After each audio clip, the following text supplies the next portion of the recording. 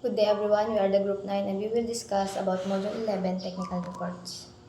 I'm Isabella Maytamundong and my topic is technical report. When we say technical report, learn to communicate complex, factual information clearly and persuasively across professional fields. This module equips you to structure, write, and present technical reports that inform decisions, solve problems, and record evidence. Why technical reports matter? Decision making, providing data and analysis to guide strategic choices. For example, a report on market trends can help a company decide whether to launch a new product. Problem solving, identifying causes, analyzing options, and proposing viable solution. For instance, an engineering report might analyze why a machine is failing and suggest repair option. Record keeping and compliance, serving official documents for accountability, regulation, and history. A financial report, for example, keeps a record of a company's earning and expenses for regulatory bodies. Knowledge transfer, sharing specialized finding across disciplines and stakeholders. A research paper, for instance, share new scientific discoveries with the wider academic community. Good day everyone, I'm Oliver Cesar. Today I will explain the core principle of common component of a technical report. A technical report is used to present research, finding, and project result in a clear, organized, and professional way. First, applying core principle. Define technical report and their role in professional context. Technical reports follow guidelines that ensure clearly accuracy and usefulness. Example, organizing data in chart instead of long paragraph to make it easy to understand. Second, audience adaptation. Audience adaptation. Analyze audience needs and tailor context, tone, and structure. Writer must consider the audience and adjust content, tone, and structure. Example, a report for expert may include technical term while a report for student use simple word. Research and synthesis. Report must use reliable and credible source of combined evidence ethically. Example, citing data from a specific journal or experiment to support conclusion. 4. Clear writing. Clear writing. Use precise, objective language and logical organization of ideas. Example, explaining result in short, clear sentence rather than long, complex paragraphs. Common report complex. First, title page. Include report title, audience, recipients, and data. Second, abstract or executive summary. A short overview of the purpose, methods, key finding, and recommendation. Example, this report investigates how rain and temperature affect rice yield. Using data from local farm, we found that irregular rainfall reduced production by 15%. We recommend adjusting planting schedule and irrigation to improve yield. Table of context and figure. Help reader navigate section and locate figure or table easily. Example of TOC or table of context. Introduction, methodology, result and discussion, and conclusion. For last one, appendix and reference. For appendix, example of appendix is extra data, details, method, and supporting information. And for reference is list of source used in the report. That's all. Hi, I'm Danica Taliera and this is my report. How to put a report together. The first one is title page. This is the first page. It says what the report is about and who wrote it. For example, if your report is best snacks for kids. The second one is abstract. This is a short little summary right after the title page. It tells why you wrote the report and the main things you found out.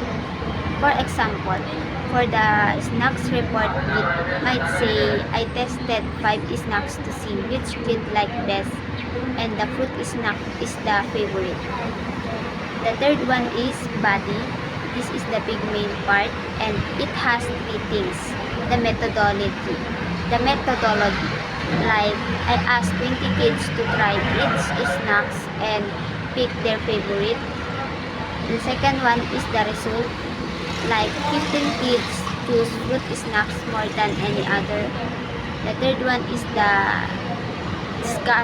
discussion. Like kids love fruit snacks because they are sweet and easy to eat. And the last is the conclusion. This is the end. It sums up what you learned and tells people what to do next.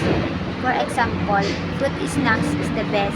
If you want kids to eat snacks, they like give them fruit snacks. The first is manager. This is they want quick info, what you suggest and how it affect their work. Example, for a snack store boss, say fruit snacks are kids' favorite. We should sell more. This will make more money and this is no need for all small detail. Second one is expert. This is they want all details, number and fancy word. For example, for a food scientist, say I did a survey with 20 children aged 5 to 7 and 75% choose fruit snacks, which is likely because they have high sugar content and soft texture. The third is technicians. This is they want step by step how to do things and how to fix a problems. Example, for someone who makes snacks, say to make fruit snacks, mix fruit pure with sugar and gelatin, cook it until it thick, then pour into mods. If it's too sticky, add more little gelatin. And the last is the general public. They want easy word, features, and simple things to do. Example,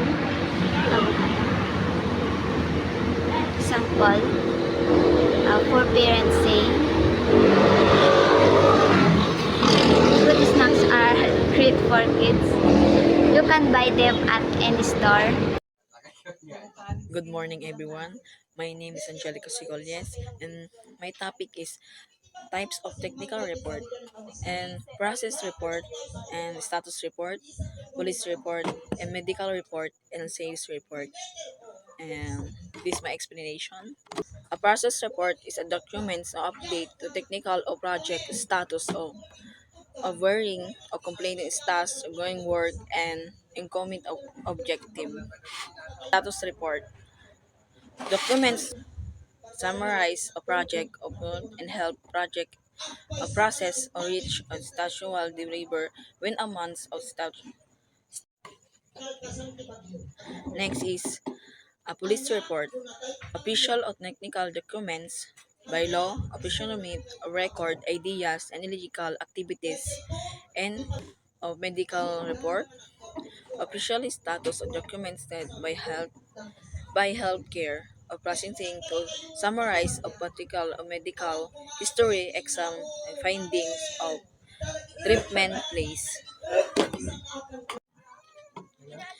and a sales report. A document summarize a complete sales performance over a special period, daily, weekly, months, year, to task to everyone to evolve of performances in future growth. And next, organization patterns. Chronological, use for timeless, produce for process and report. And spatial, layout, physical, agreement, and tropical. And next, tropical, by term or categories for the analysis.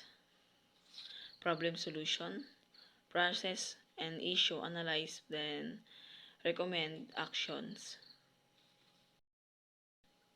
And next, cause effect, explain a relationship with advantage. Hi everyone, my name is Arnold Tumalba and my topic is writing techniques for clarity. Prefer actives, voice, be direct the student, collect the data. Avoid unnecessary jargon, define terms for mixed audience, keep language simple. Third one, be precise and objective. Specific numbers and verifiable facts. Avoid opinionated language. Use visual aids. Introduce visual, explain them and label clearly. Example of prefer active voice. Mistakes were made in the analysis and incorrect conclusion were drawn. Example of avoid necessary jargon.